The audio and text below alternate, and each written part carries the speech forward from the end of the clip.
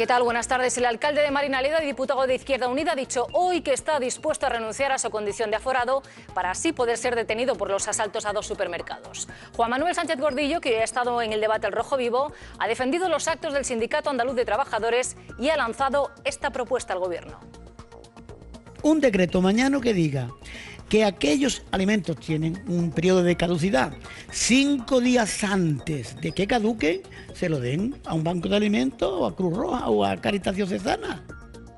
Lo que un personaje como Leonardo Padrón o esos personajes que construyeron esas novelas... A personajes como Fabiola Colmenares. La cultura esa de voltea para que te enamores. Ajá, Cosita rica. Que si ellos son la representación de la cultura, hermano, o sea, yo no sé dónde tienen el concepto de la cultura, ¿no? Porque obviamente esos personajes construyeron y banalizaron a la sociedad venezolana. La banalizaron, o sea, la sociedad venezolana en los 80 y en los 70, en los 80 y en los 90, era considerado como la sociedad mayamera, que iba todos los fines de semana a Miami, los que podían, obviamente, porque las otras personas estaban pasando hambre en el barrio, como están pasando en hambre la gente en España que está saqueando supermercados, en España, ¿no? Y estos personajes, obviamente, concibieron una sociedad sustentada en resortes ideológicos o en personajes como Boris Izaguirre, como el mismo JJ Rendón, que era el asesor de publicidad de Carlos Andrés Pérez. ¿Ves? Como todos esos personajes que mostraban esos libretos y hacían esas novelas ridículas, que banalizaron, que construyeron y que obviamente, por ejemplo, crearon estereotipos como Miss Venezuela. No, pero Pedro... O sea, Venezuela era o petróleo, o corrupción, o Mises. Y por eso los barcos de PDVSA se llamaban Pilín León. ¿Qué representación de la Marisa Sayalero? Pero ya va. Impusieron modelos. Porque aquí, en los años 90, las muchachas exitosas eran precisamente las muchachas de servicio que trabajaban en la casa de los ricos y que se controlaba al hijo. Entonces, esos fueron los modelos que ellos impusieron, pero que indiscutiblemente llegó el comandante y mandó a parar, ¿no? Y lo digo porque ahora nuestras muchachas ya no buscan enamorarse del hijo del rico, no, ahora buscan estudiar, buscan superarse y por supuesto hacerse valer. Juan Manuel Sánchez Gordillo, el líder del Sindicato Andaluz de Trabajadores, está dispuesto a renunciar a su condición de aforado si así puede ser detenido por la policía. Lo ha anunciado hoy aquí en El Rojo Vivo. El líder del Sindicato Andaluz de Trabajadores e impulsor de los asaltos a supermercados ha pedido también al Gobierno que obligue a las cadenas de alimentación a entregar los productos a 5 días de caducar a los bancos de alimentos. Juan Manuel Sánchez Gordillo no quiere privilegios y lo repite alto y claro. Te van a detener, que me detengan. Yo no quiero usar mi condición de aforado para nada. De aquí públicamente renuncio. Y si me quieren meter en la cárcel, para mí será un honor que se enteren de una puñetera vez. Estas imágenes han dado la vuelta al mundo.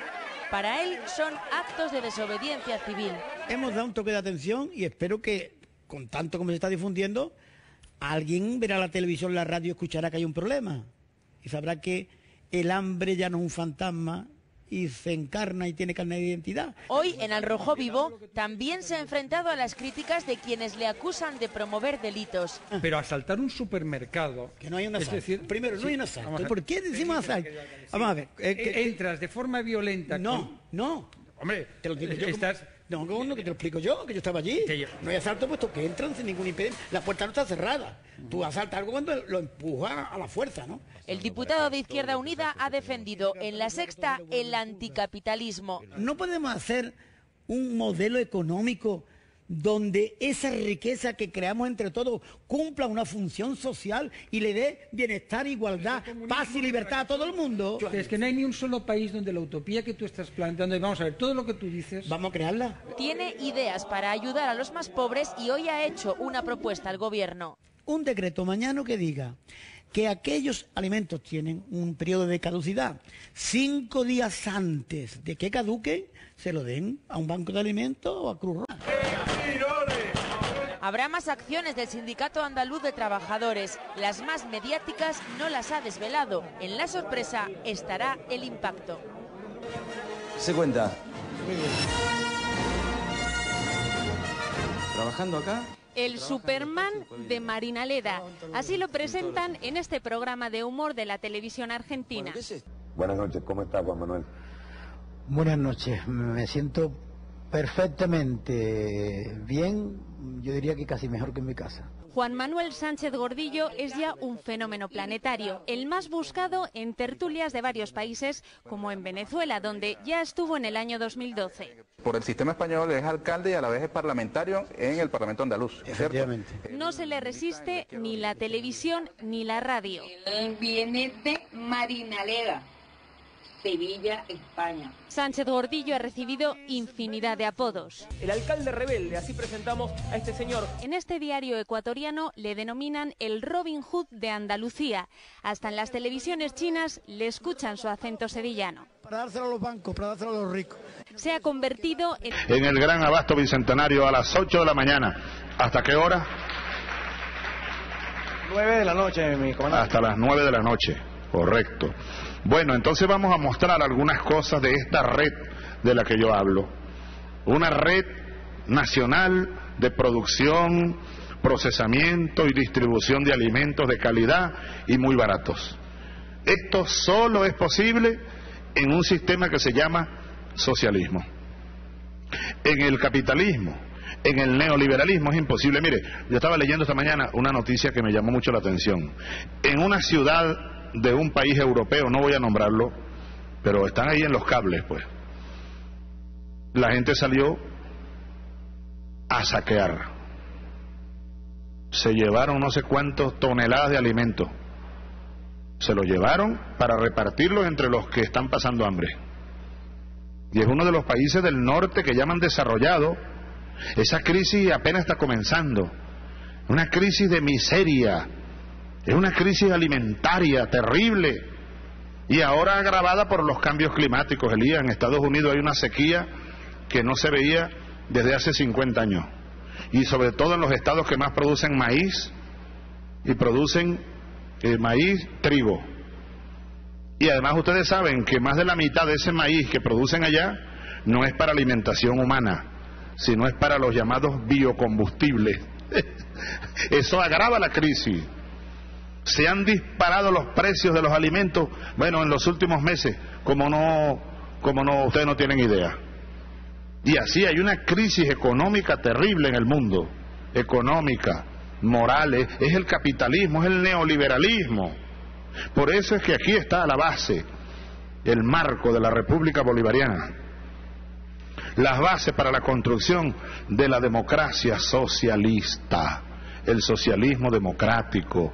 Es democracia económica, democracia política, democracia social, democracia verdadera. Lo que ofrece el capitalismo es lo contrario. Ellos se disfrazan de democracia, pero en verdad lo que generan es la dictadura política, la dictadura económica, la dictadura social. Es lo contrario al poder popular, al poder de la democracia. Miren, entonces seguimos ampliando la red para darle al pueblo lo que es del pueblo, alimentos suficientes. Ustedes seguramente oirán todavía la pregunta por ahí, ¿quién mató a Delgado Chalbó? El petróleo. Bueno, no fue el petróleo, pues, el imperio, porque trató de recuperar el manejo del petróleo. Y así le entregaron, después vinieron los adecos, los copellanos y gobernaron, pero ellos no gobernaban. Se seguían llevando el petróleo y le pagaban al país, era una miseria, no le pagaban impuestos, casi ni regalías petroleras, contaminaron los lagos, los ríos, etcétera, y empobrecieron al país y se enriquecieron ellos. El imperialismo se aprovechó de nuestro petróleo para levantar su desarrollo industrial y la burguesía criolla se llenó de plata, pues. Por ahí salió hace poco un informe de alguna organización internacional que le sigue los pasos a los paraísos fiscales.